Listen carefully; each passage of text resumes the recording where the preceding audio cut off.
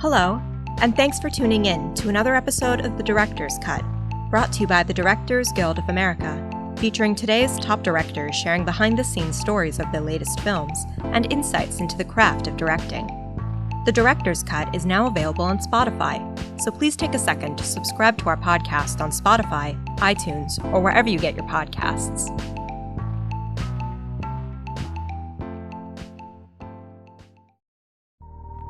This episode takes us behind the scenes of director Peter Farrelly's new comedic drama, Green Book. The film tells the true story of Tony Lip, an Italian-American bouncer from the Bronx who was hired to drive Dr. Don Shirley, a world-class African-American pianist, on a concert tour from Manhattan to the Deep South in 1962. During the trip, they must rely on the Green Book to guide them to the few establishments that were safe for African Americans. As they are confronted with racism and danger, as well as unexpected humanity and humor, the two men develop a bond that surprises them both.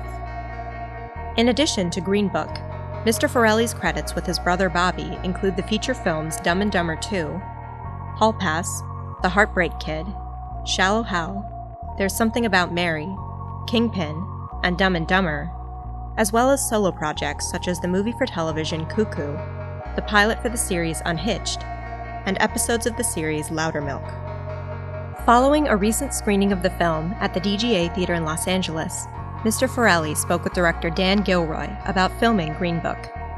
During their conversation, Mr. Farrelly discusses his fascination with road movies, working with Oscar winner Mahershala Ali and Oscar nominee Viggo Mortensen, and fighting preconceived notions made about him based on his previous films.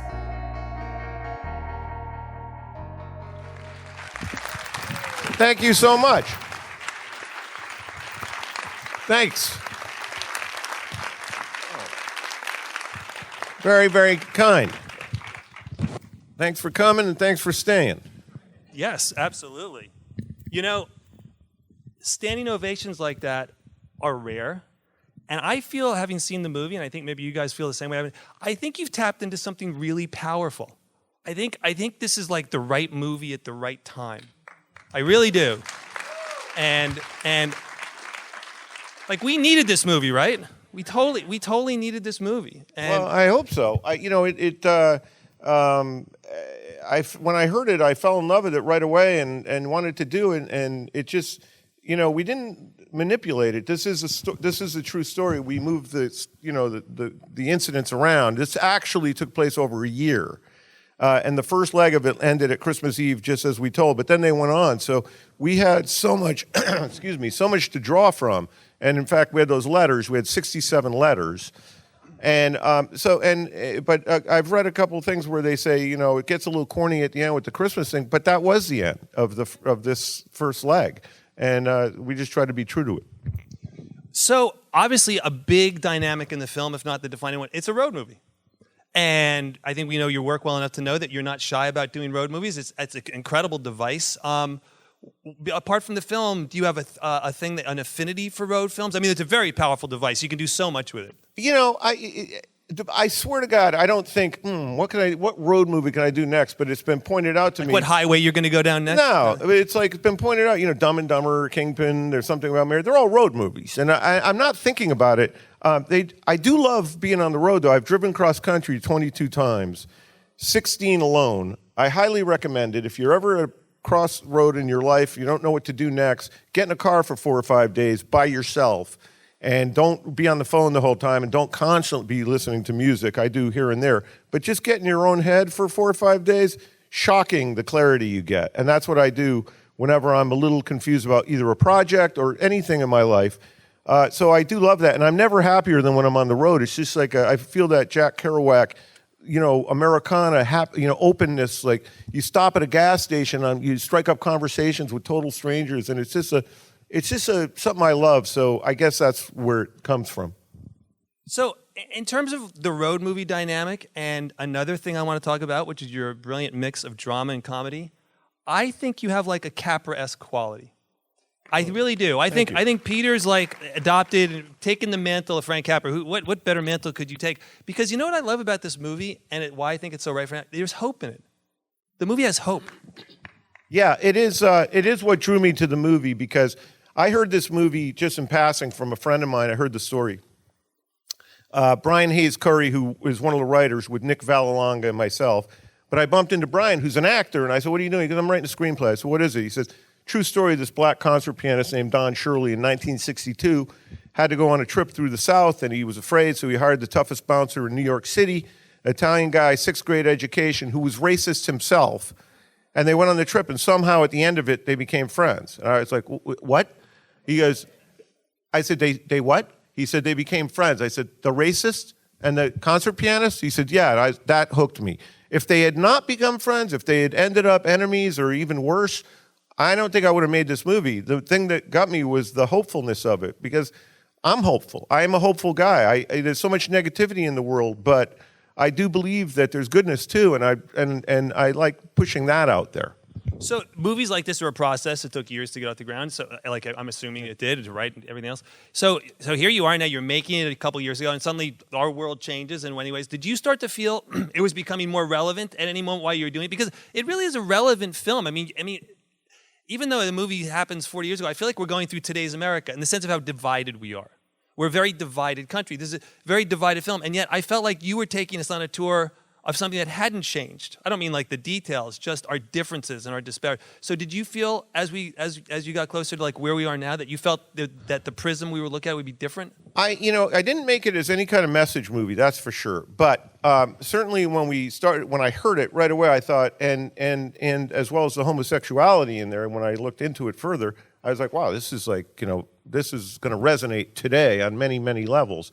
And so I was aware of that, but we started this 3 years ago, and which isn't that long. People can drag these things out forever. I know I have. But at that time, this is before the current thing that's going on, in Washington. But it's still, there were a lot of bad things happening, or racism was coming to the forefront more, just because cops had started wearing cameras, and we were finding out things that we didn't want to believe were true, and that is there were some bad cops, and they were killing black men, and it became very obvious to us. You couldn't deny it anymore. There was always the argument before, well, that guy, he tried to get away, he did this, he did that. Now we could see he did nothing, and he was getting killed. So people were outraged to begin with, and so it was already happening before Washington happened in the last couple of years, and it certainly inspired me to do this. So I think a very important part of this film is your story, in the sense we all know you have a very, very strong pedigree in comedy, obviously. And here's a film that presents itself with very dramatic themes, very serious dramatic themes that are relevant today, as you've just pointed out. And here you are, you're going to embark on doing this film that's tonally very different. And what I love about the film, and I'm wondering if it was how much you had to modulate it consciously, and it's a very difficult thing to do, is the comedy in the drama. And I think it's something that a lot of people who focus solely on drama miss, which is that comedy, I think, is an inherent part of drama. And when you were making the film, did you have a mixing board any times where you were trying to think in your own head, because Viggo is very funny. The dynamic between them is very funny. I found myself laughing out loud at times. I didn't stay for the screen, but I'm sure there was laughs here. And it's a very powerful laughter. So were you dialing it in? I mean, your outtakes must have some incredibly funny outtakes. But tell me about how you modulated or didn't modulate it. Well, it's really interesting. I was, for 2 years, I told everybody this is my first drama, and it wasn't that funny on paper, on the page. It was a good script. We got Viggo and we got Mahershala, so we had to have a good script. But when those guys started doing their thing, they elevated it, because I didn't go for jokes. I was very careful not to go for jokes. The only one that's kind of in there that's kind of jokey, excuse me, and I fought it, was folding that pizza. And that's just something that Tony Lip did. And we were out to dinner one night, and Nick Vallelonga, the writer and son, told Viggo, he goes, yeah, my dad used to tell him, don't cut that. Don't cut it, and give me the pizza. And then he'd fold it in half, eat the whole pizza. And Viggo goes, I got to do that. And I said, no, come on, man. This isn't the Three Stooges. I don't want to do that. And he goes, let me just have one crack at it. Right. And he did, and the whole crew cracked up because they didn't see it coming. And I thought, okay, well, we got to keep that one in. But I was fighting the comedy, but those guys, all the comedy came from character stuff. It was like, My favorite show of all time, probably, there's been some real good ones lately, is the Andy Griffith Show. Love that show. And Don Knotts. Yeah, and what I loved about it is they never told a joke in that show. There were no jokes. It was all character humor, and they made a point of not to have jokes. But you'd always laugh out of the character, and that's what these guys brought. Like that scene where they're talking about the, he goes, hey, I got your first the album with the Orphans. And he goes, Orphans? He goes, little kids sitting around a campfire. He goes, Orpheus. Orpheus in the underworld, based on a French opera. And in the script, Viggo was supposed to say, oh, but he doesn't. He goes, yeah. Like, Doesn't care. It's insane. Like, he doesn't know what an Orpheus is. So to him, an Orpheus is another word for orphan. He doesn't know. Yeah, what did I say? That look. And then it's Mahershala responding to his, like, oh my God, the looks. And we're cracking up back there, and I'm realizing, as we're making it, I'm realizing this is very funny, and I hadn't thought of it like that, to be honest. And then it's just, there were a couple of things that I knew would get laughs. Like, you have a very narrow assessment of me, Tony. Yeah, I'm good, right? I knew that was funny. But most of the laughs in here just come from slight nuanced acting. Those guys just knocking it out of the park in every way. Well, I think the comedy, which is very organic, is a very big part of this film, and I think it's what makes them so relatable, is they're so human and they're so real. And anyway, I just love it. Another big element of the film is the music, and music is really big in your body of work. I mean, who puts troubadours in their films? I mean, Putting music in the movie, that's my favorite part of making a movie. The hardest part is writing the script for me. That's the hardest. And then directing it is the second hardest, because you're trying to make sure that you hold true to you keep that script and let it be what it wants to be. And it's a lot of work, a lot of thinking, a lot of preparation doing that. But at the end, once you've got those pieces together and you're in the editing room and you're putting a scene together and you slap a song over it or some score over it, that's when the movie just pops. It comes alive, and that's my favorite thing. And I have an unbelievable music supervisor named Tom Wolfe and Manish Ravel. I've been with them. They've been with me since my first movie, Dumb and Dumber. And they year round, they're sending me music. They just send me little lists, and I listen to them all the time at home or in my car. And I just write down my favorites. So by the time I get to a movie, I have like 30 or 40 songs to choose from. And they're always sending me guys under the radar so that we can afford them, like new guys. And it's just a treat. But yeah, this one, the score was done by a guy named Chris Bauer, and he also played most of the piano. Chris Bauer is a genius. And he, when we knew we needed a pianist, and basically I Googled best pianists in the United States, and Chris Bauer kept popping up, honestly. And so I went to him and I said, hey, listen, we're doing this movie and we need someone to play these parts. They're very complicated. And he said, so you want me to be like the hand doubler? So I said, well, yeah, kind of. He goes, no, I'm busy. I got things to do. So I said, what if you're the composer too? He said, okay, I'll do it. And that's why I brought him in. And he was unbelievable. He's a real genius, this guy. And so he just ran with it, and we, bounced stuff around. And I told him I didn't want the score to sound like Dr. Shirley, but I wanted it to be reminiscent of what drove him to that music and what inspired that music. So he studied all sorts of stuff and came up with this great score. And as for the source music in the cars and playing over the scenes, I wanted, for the most part, with a couple exceptions, I wanted to find the songs from the late 50s, early 60s that we're not hearing all the time. Like, I didn't want, I got my thrill on Blueberry Hill. That's all the Happy Days stuff. I didn't want those. I wanted stuff you haven't heard, but are great. And so I went to a lot of my old rocker buddies and said, come on, what inspired you that you're not hearing anymore? And they gave me lists of songs, and we laid those in, So let's talk about how you work with actors. I mean, here's Viggo, gains 50 pounds. Let's start with that. 50 pounds, 40 pounds? 45 pounds. 45 pounds. Yeah. Amazing. So does he call you up and tell you months in advance, I'm gaining 45 pounds? Does it just understood that the guy was heavier and he's going to gain weight? What's the conversation do you have? The first time when he read the script, he loved it, but he didn't know if he could do it. He's like, I don't know if I could do this. I said, what are you talking about? You did Eastern Promises. This is a walk in the park. Yeah. This would be nothing. And he goes, yeah, but I don't know. Okay, send me pictures of the guy. I sent him a picture. He goes, I don't know. That guy's so much bigger than me. I said, You're not playing Abe Lincoln. Nobody knows what he looks like. I said, it doesn't matter. He goes, no, but I want to be the guy if I'm going to be him. And he finally committed to it. And then, yes, he showed up. He didn't tell me he was doing it, but he showed up about 25 pounds. And it was definitely a different looking Vigo. He went from 165 to 190. And he was lifting weights for about 4 months, because he wanted to look like, basically, like a Sopranos guy, Those guys aren't chiseled, but they're big and burly, and they look like they could do damage. And then during the shoot, he just did not stop eating. He gained another 20 pounds. And by the end, I'm telling you, I was worried for his life because he was smoking cigarettes nonstop, not just on, but, he just got into it, and non-filters. And I remember, walking at one point after a scene, walking back to the trailer with him, and he was wheezing. And I said, geez, dude, you got to really clean it up when this is over. I mean, he went all in for this thing.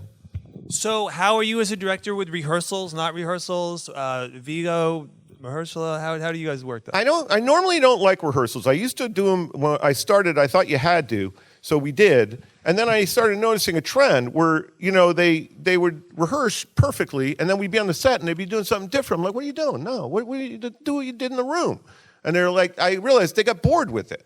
They don't want to keep doing the same thing. Like they were trained to do this. They want to find it on the day. And so I got away from rehearsals where I would do a read-through before every movie, but just to hear the clunkiness of certain dialogue that we could fix before we get on the set. And then, but this one was different because I really needed Mahershala's input on this. And Octavia Spencer was, the executive producer. And yeah, she's fantastic. By the way, the image you have of her is this angelic thing. It doesn't even begin to capture her. This is one of the great people on the planet. I'm telling you, it's like an honor to know her. She's just a superb human being. And I've seen her on all things. Things get heavy, things get light. Whatever happens, she's the one we turn to. Octavia, what do we do here? She is just a gem. But anyway, I needed to have their input because, I knew going in I'm a white guy. And I'm writing this thing about a white guy and a black guy. And I'm missing certain perspectives. And I wanted Mahershala's. So there were things that he kept bringing to this that were really important, but it was over the course of a week or two of rehearsing. And one of the things, I'll give you an example. I keep giving this one, but there were a bunch of these where in the scene where they finally make peace after Tony Lip proves himself to be more dimensional, a person, after the YMCA scene, and they become friends and they have a drink in the lobby of that hotel, their first drink together. And Don Shirley starts telling him, he goes, yeah, I was trained to be a classical musician, but the record company wouldn't let me, so that I had to do this and blah, blah, blah. And Tony Lip says, well, yeah, anybody could train to do that. What are you, a SEAL? He goes, but what you do, nobody can do. And personally, I like what you do better. And as written, Don Shirley says, well, thank you, Tony, and that's the end of the scene. But when we're rehearsing it, Mahershala says, this is bullshit. He goes, I'm going to let this sixth grade educated bouncer tell me what I could or shouldn't do, and I'm just going to accept. Oh, good. I'm glad Tony Lip likes it. It's a good thing I'm doing this instead of what I wanted to do. He said I would never accept that. And instead he says, well, thank you, Tony. But then he adds, but not everybody can play Chopin. Not like I can. And it's an important distinction, and he kept grabbing it. And that really was why I wanted to go through it. I really wanted to see what we were hitting right and what we were missing. When you say go through it, you mean in the read-through or go through it? Just me, Vigo, and Mahershala. Right. And then occasionally I was calling Octavia for her input, and I had her come in as soon as I could in the editing room, just watching stuff. Right. Okay, great. Let's talk about your DP, Sean, who did an amazing job. I think it looks incredible. It's Sean Porter, yeah, superstar. Sean Porter. I knew this is a different movie for me, and I wanted to try a different crew. I wanted a different look. I wanted most things different. I didn't want the same thing. So I just looked at a lot of movies, and I came across Sean Porter, and he'd done a couple movies that I just thought the looks were phenomenal. And he did the movie, The Treasure Hunter, about the Japanese woman who goes to Minneapolis to look for the treasure from Fargo. I don't know if you've seen it. It's one of the most beautiful movies I've ever seen. And he did that, and I called him. He's a young guy. He's 35, but he looks like he's 18. And he lives in Oregon, and he's just a stud. And he came in and, he really helped me because, I didn't know how to get that look 1962, but without going black and white, which I didn't want to go. I just don't, that seems too easy when you go black and white to capture a time period just because TVs were in black and white, but I wanted to capture kind of the colors, and he just kept showing me different things, and we went with a kind of monochromatic look. And if you'll notice, as the movie goes on, it becomes more and more silvery and less colorful. It starts, of course, in October with the leaves changing, but as they go further down south, the light kind of fades away. And it was something that I wanted to do, but I didn't know how to do. And Sean Porter was just the perfect guy. We only had 7 weeks to shoot this thing. And it's a period piece, and we had like just the piano stuff alone took a lot of time. And so I needed a guy who knew what the hell he was doing, and he was the right guy. So do you and Sean, or do you on your own? Do you board? Do you what is your pre-shooting process? The only thing we boarded in this, and again, that was another thing. When I did Dumb and Dumber, I boarded every scene in the movie. I took like 2 months to do it, and I realized, why am I doing this? I have like the two guys sitting at a coffee table, across from each other. I'm boarding it. I got this, I got that, I got that. Like I know it's pretty simple. I like boarding when it's important, like an action scene or something that's going to be a little complicated. For this one, though, we did the not complicated ones, which are the car scenes. They're very, very simple, but they're too simple, and we were afraid it would get old in that car. It could. There's only so many angles you could, go from to get the people, unless you want to turn to Orson Welles, which I didn't. I didn't want to suddenly be coming up from the floor, looking up at their chins, or looking down from the roof. So what we did is we boarded out every scene in that car, and we decided how we were going to shoot it. And so the first scene, if we did it from certain angles, we would hold those angles off until the eighth scene, so that you forget about those. We didn't want to have 3 scenes in a row with the same angles, which would have been easy to do if we didn't plan it properly. And again, there weren't that many angles, so we had to we really mapped that out to make sure it didn't get boring in that car. Car work is tough. I particularly like the angle looking through the windshield off the front right bumper where you were rack focusing back and forth from Vigo to him in the back seat. Yeah. It was a really nice effect. So the car work, pulling, towing, green screen, what were you doing with combination of it? Combination. It was mostly pulling, towing it on a camera car. But we did have some cranes and, arms. We'd pull up next to them, and, we kind of mixed it up. And we had a little green screen. We did a little of the snowstorm green screen. But the actual snowstorm, that was just one of those crazy blessings. It snows apparently where we were in Louisiana about every 3 years you get some snow, but about every 25 years it sticks. The day we're supposed to be shooting it, or the day before, we're already painting down the trees with, the white stuff. And all of a sudden it starts to snow, and we got 4 inches of snow, and we just went right into it and shot it. So we were blessed with that. It was an unbelievable thing. First time, the crew was like, we got to go home, there's snow. And no, we could wait a quarter century. They're like, but how do we drive? I'm like, I'll drive you home, don't worry. People were terrified. But we got lucky, and so most of the snow is real snow, and with a couple of green screen things.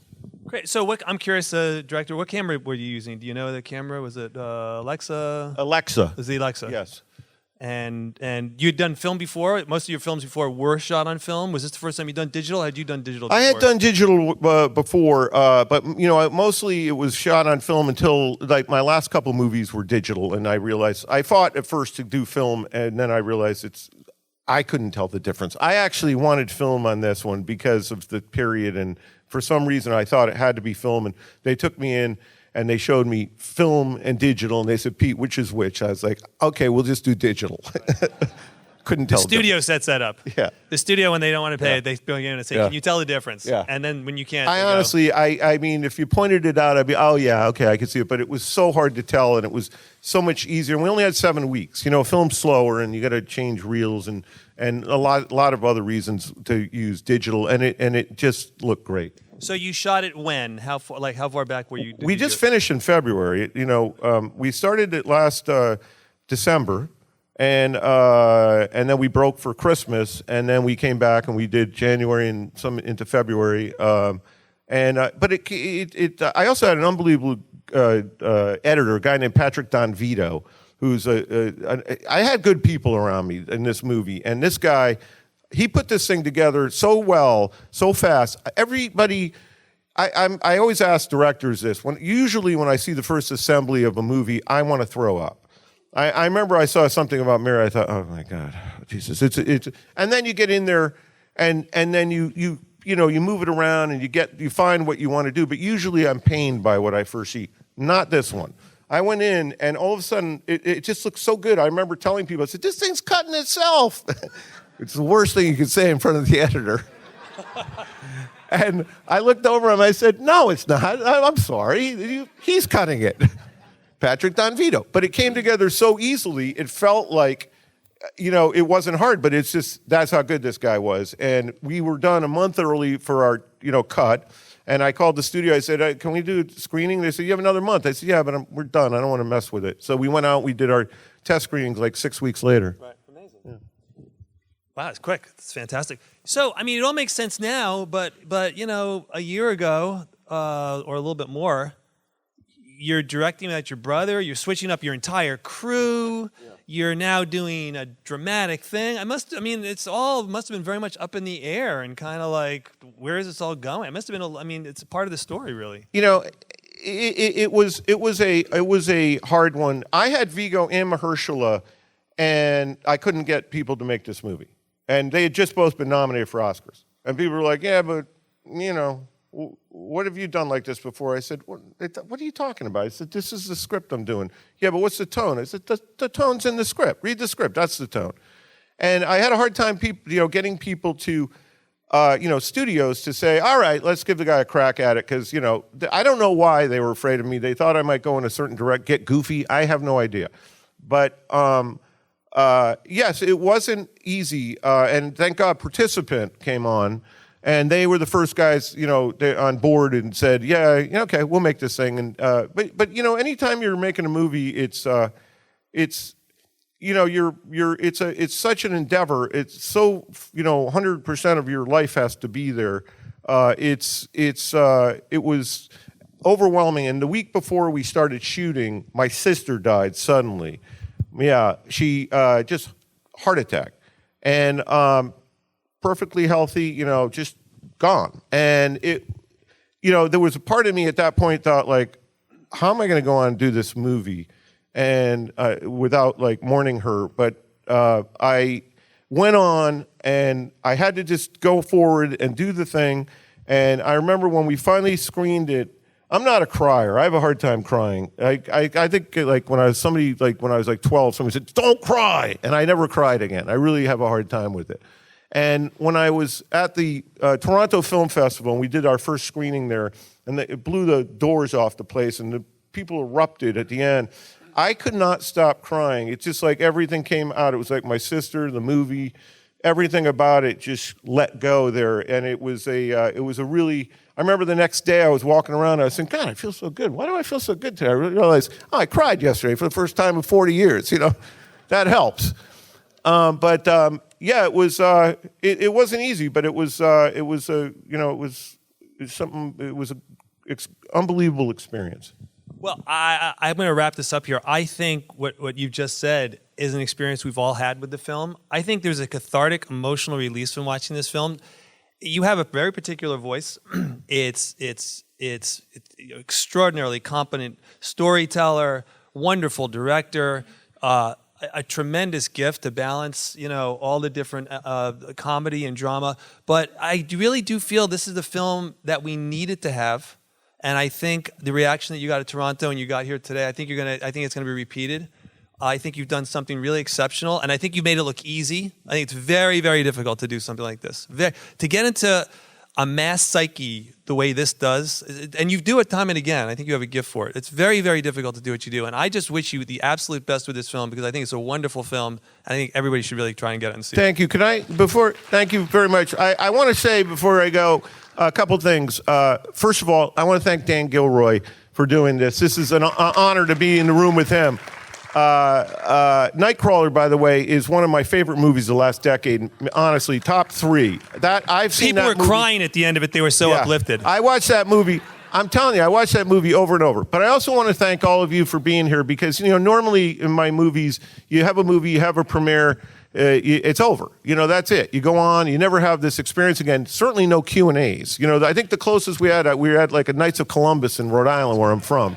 And my buddy, this is a true story, my buddy raised his hand, it was on Dumb and Dumber, and he goes, Peter, hey, do you think dumb people are going to be offended by this? Like, I don't know. I don't think people identify as dumb. That's not their identity. He goes, what about Tommy? I was like, okay, whatever. But to be here and to get talk to you guys, it just means the world to me. I'm very grateful for it all. Thank you. Great job, bud. All the best, my friend. Thanks for listening to another DGA Q&A. If you'd like to hear more from director Dan Gilroy, check out episode 117, where Mr. Gilroy discusses his film Roman J. Israel, Esquire, with director Jeremy Kagan. You can find past episodes of The Director's Cut wherever you listen to podcasts. We have some great Q&As coming up from directors Feta Alvarez, Suzy Unesi, and Karen Kusama, so be sure to subscribe so you don't miss an episode. If you're enjoying our podcast, please take a moment to rate and review us on iTunes. We'd love to hear your feedback, and you can help fellow cinephiles find the show. Thanks again for listening, and we'll see you next time. This podcast is produced by the Directors Guild of America. Music is by Dan Wally.